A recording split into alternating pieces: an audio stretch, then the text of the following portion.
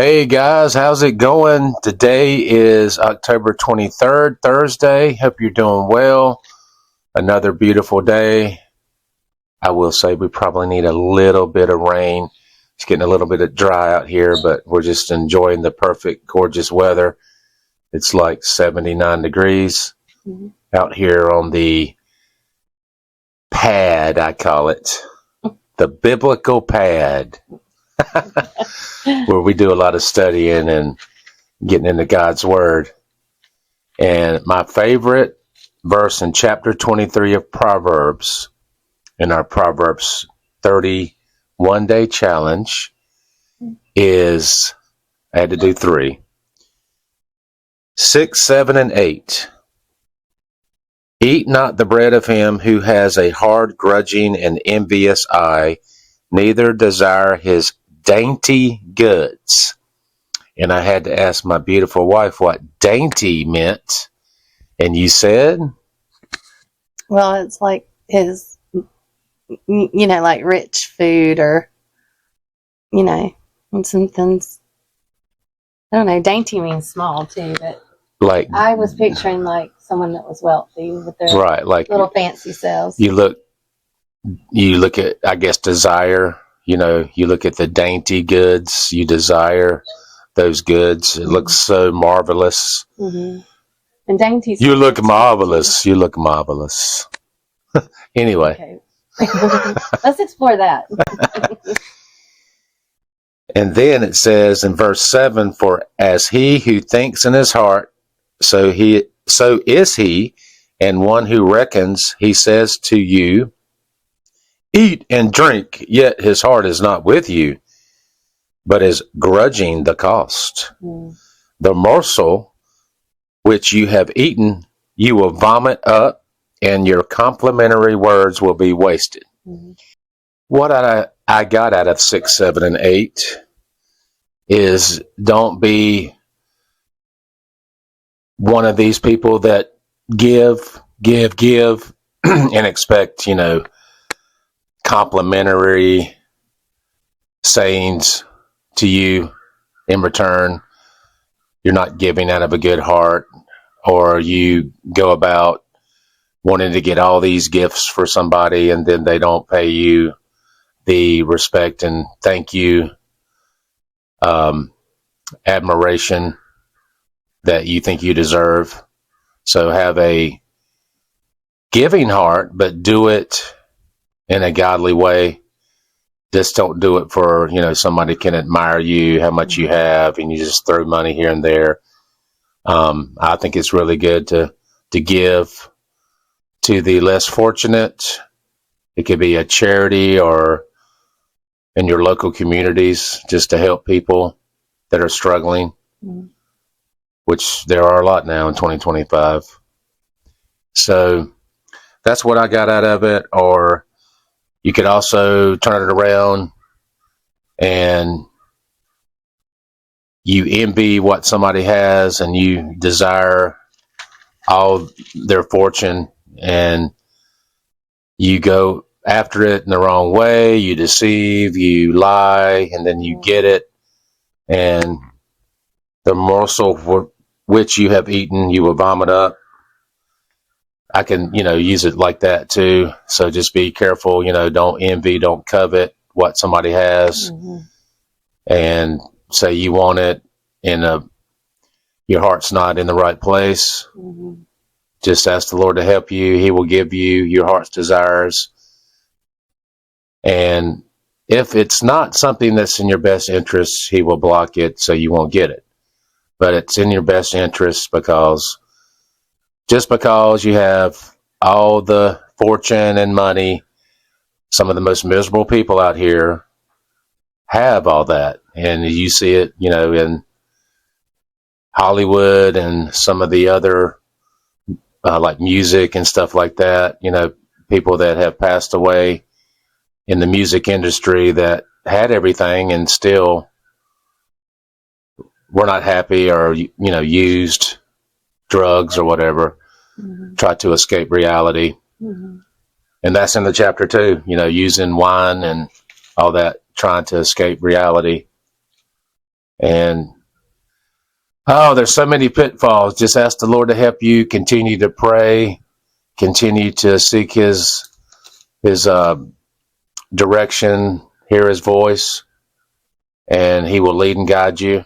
Because I know it's hard, but we're all in this together, and we're here for you. Brittni, You didn't have a song to go with that? I think I want to hear in a minute. Okay, well, 2, to add to yours, when you give, you should give without expecting anything in return. And then you won't be disappointed because you weren't expecting anything to begin with. Right. But also you crept over into my verses a little bit. Oops. I don't think you did that intentionally, but now I've got to find it again. Oh, it's verse 4. Which I like it when ours kind of connect like that. That's really cool.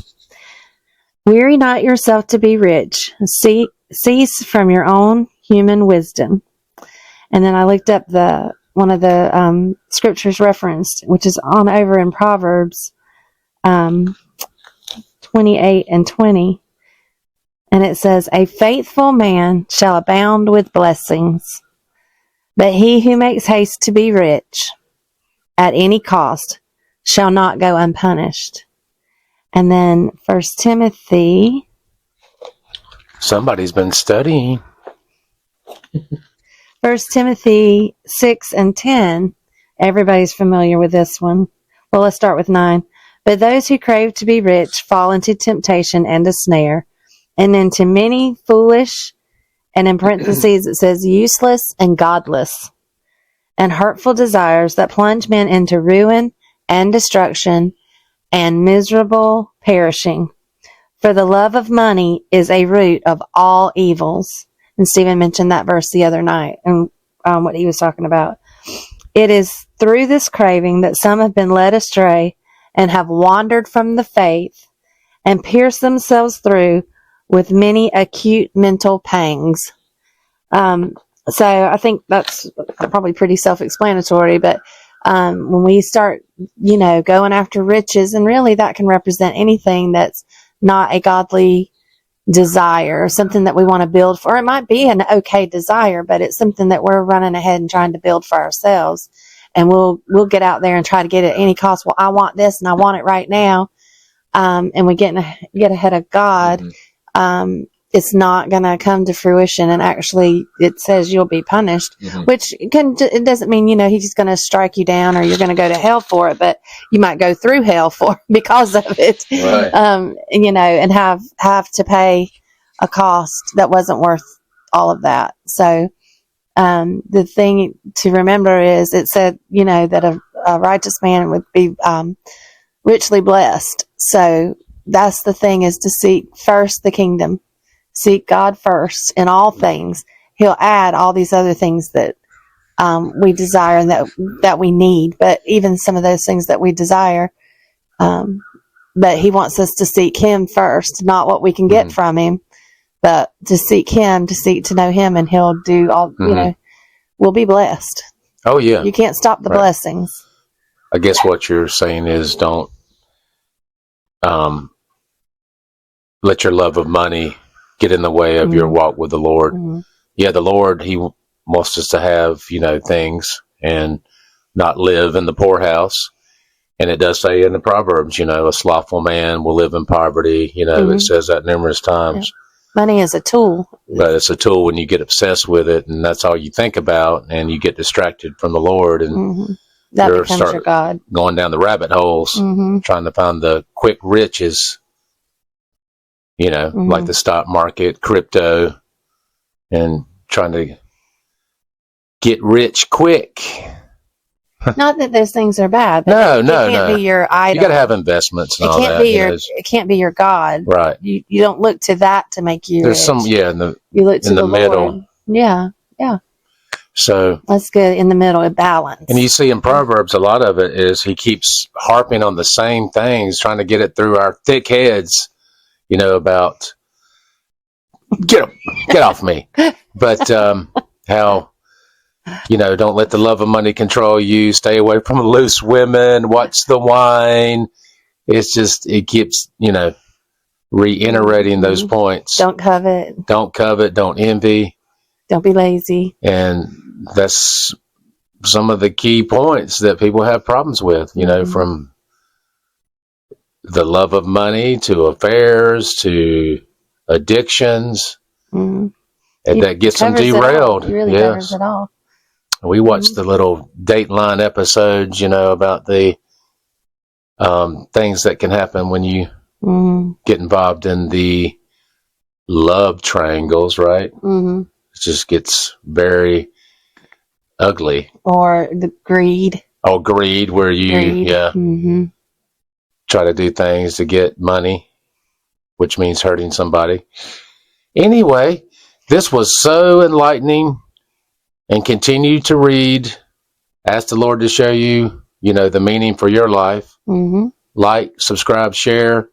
Anything you want to say to us, hopefully it's positive. We're just trying to keep it light, because some of this is really hits you. This seems common sense, but a lot of people have trouble with it. And just ask the Lord to help you and give you strength. And one more thing, let's do it together. Go be salty.